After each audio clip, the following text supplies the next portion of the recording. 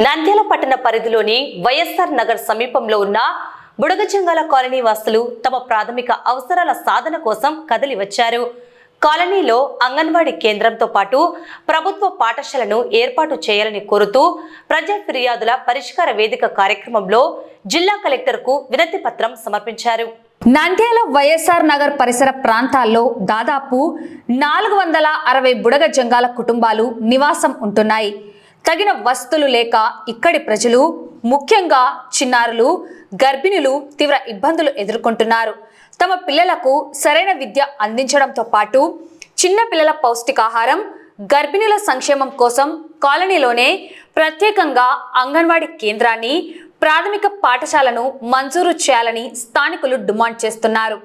ఈ మేరకు నేడు పెద్ద ఎత్తున కలెక్టరేట్కు చేరుకున్న కాలనీ వాసులు PGRSలో జిల్లా కలెక్టర్కు తమ వినతి పత్రాన్ని అందజేశారు. మా కాలనీలో వందలాది కుటుంబాలు ఉన్నప్పటికీ కనీస విద్య, వైద్య సౌకర్యాలు లేవు.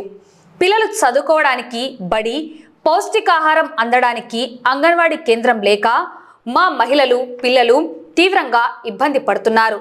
జిల్లా కలెక్టర్ గారు వెంటనే స్పందించి మా సమస్యను తీర్చాలని బుడగజంగాల కాలనీ వాసులు వేడుకుంటున్నారు. మా పిల్లోళ్ళు బజార్లంబడి ఏదో పైసలు అడుక్కుని పోతే ముందర జవులు కొట్టేటోళ్ళు కొట్టుకొని పోతే మా పిల్లలు తీసుకుపోయి జైల్లో తెచ్చుంటే ఏమి ఈ పిల్లల నెల ఏంటికి ఈ సోదరులు తెచ్చున్నాం అంటే మాకు బడి లేదు సార్ అని అడిగినాం. అడిగితే బడి వచ్చది అని అన్నారు. 15 ఏళ్ళ నుంచి ఇచ్చే గోడాడుతున్నాం. మాకు కూలికి పోతే కుండగాలేటోళ్ళు, లేకుంటే ఎండగాలేటోళ్ళు, వ్యాపారం పోయి బతికేటోళ్ళు. ఇప్పుడు అడుక్కునేది కూడా మానుకొని వ్యాపారాలు చేయాలంటే చదువు ఉండాలి. ఆ చదువుకు మేము బాధపడుతున్నాం. రెంటుకు బడి తీసుకొని పెడితే 30 మంది పిల్లలు పోయే బడికి 115 మంది అయినరు. అది సాలక అక్కడక్కడ చిల్లాడిపోతుంటే పిల్లలకు యాక్సిడెంట్లు జరిగి కాళ్ళు తిరిగి చేతులు తిరిగి దానిలో పెట్టుబడులు పెట్టుకోలేక కొంతమంది బడి మానేసిండ్రు. మా 3 నెలల గర్భిణీ మనుషులకు గుడ్లు, నూనెలు, బ్యాళ్ళు ఇట్లాంటి వల్ల వచ్చేటి వల్ల ఎవరో అత్యారస్తులు మా ఎలా మింగేస్తుంటారు. అవి పోయి అడిగితే పోయి మీకు అంగన్వాడీ లేదు, పిండి బడి లేదు, తెచ్చుకోండి అని అన్నారు. దానికే ఇప్పుడు మేడం గారి దగ్గరికి వచ్చింటే అన్ని మీ సమీక్షలలో అక్కడికి వచ్చి నేను చూస్తా రేపు 12 గంటలకల్లా అన్నది. అట్టా 2 మాటలు స్థలం కూడా తీసి పెట్టుకుంటే రౌడీ నా కొడుకులు వచ్చి దందాలు చేసి అమ్ముకున్నారు. ఇప్పుడు అపార్ట్మెంట్ లో పోయే దారిలో మచ్చో స్థలం ఉంది, మీరు స్థలం చూపించండి మీకు అర్థమంటుంటారు. మాకేం తెలుస్తుంది ఆ స్థలం చూపించడానికి? మీరే అత్యారస్తులు స్థలం చూసి బడి కట్టి 10వ తరగతి వరకు అక్కడ ఉండేటట్టు మేము కోరుకొని 200 మంది మీ పొద్దు వచ్చినాం. మేడం గారి అది వచ్చే ఆ మేడం గారు ఏమన్నారు, రేపు 12 గంటలకల్లా నేను వస్తా, అక్కడ సమీక్షలలో మాట్లాడతా, ఈ మందిలో వద్దంటే నేను కూడా ఏమన్నా అమ్మాయి ఒక ఊరిని గురించి 1 ఎకరా భూమి కాదు, 10 సెంట్ల స్థలం కాదు, ఒక ఇంటికి వచ్చింది కాదు, వాడికి 500 మందికి ఇది ఆలోచన దొరుకుతుంది అని చెప్పిన 12 గంటలకు అక్కడికి వస్తామన్నారు మేడం గారు. ఇది జరిగిన కథ. బుడగజంగాల కాలనీ మేము 460 ఇండ్లు ఉన్నాయి సార్ మావి. మా పిల్లలకు అంగన్వాడి బడి లేదు, మామూలు బడి లేదు. మేమంతా రామకృష్ణ బడికి రోజు 20 రూపాయలు ఆటోలు పెట్టి పంపిస్తా ఉంటే ఆటోలు యాక్సిడెంట్లు, పిల్లలు చాలా ఇబ్బంది పడుతున్నారు సార్. మాకు అస్సలు బడి లేదు, ఏం లేదు. ఏ ఆహారం పిల్లలకు, నిండు మనుషులకు, చిన్న పిల్లలకు అంగన్వాడి అస్సలు లేదు సార్. మాకు అదొకటి సాయం చేయమని ఎవరు చెప్పలేదు సార్. చెప్పినా కూడా ఎవరు పట్టించుకోలేదు.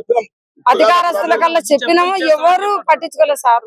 చేస్తాము వస్తాము అంటారు, ఎవరు రాకుండా మనం మేడం కాడికి వచ్చినాం సార్. ఏదన్నా మాకు సాయం చేసి పరిష్కారం చేయాలా సార్. ఉన్న గృహాలలోనే మా పిల్లలకు చదువు కావాలని మేము చాలా బాధపడుతున్నాం సార్.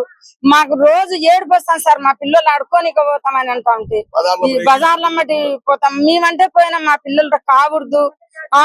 మా కడుపు కోసం మాకు ఎవరు తీర్చలేకుండా ఉన్నారు. మేము మేడం కాడికి వచ్చిన అతన్ని సాయం చేస్తుందని సార్. మా పిల్లలకు బడి లేదు, అంగన్వాడీ లేదు, నిండు మనసులకు టీకాలు లేవు, చిన్న పిల్లలకు టీకా సూట్లు లేవు. చిన్న పిల్లలు రోడ్లు పడుతుంటారు సార్. మీ బళ్ళకు వ్యాపారం వచ్చేసరికి మేము వ్యాపారం పోతేనే మా పిల్లల్ని చూసుకునేది, బడి ఉంటేనే వాళ్ళు చదువుకునేది. చదువు లేదు, ఏం లేదు సార్. మాకు న్యాయం చేయమను.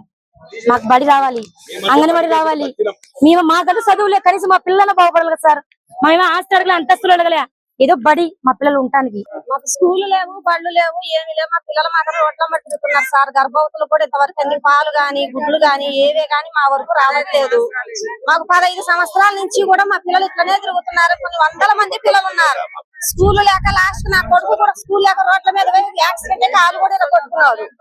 కాబట్టి మాకు స్కూల్ మా ఊర్లోనే మాకు జరిపించేటట్టు చేయండి సార్, మాకు అదొక్కటే చాలు.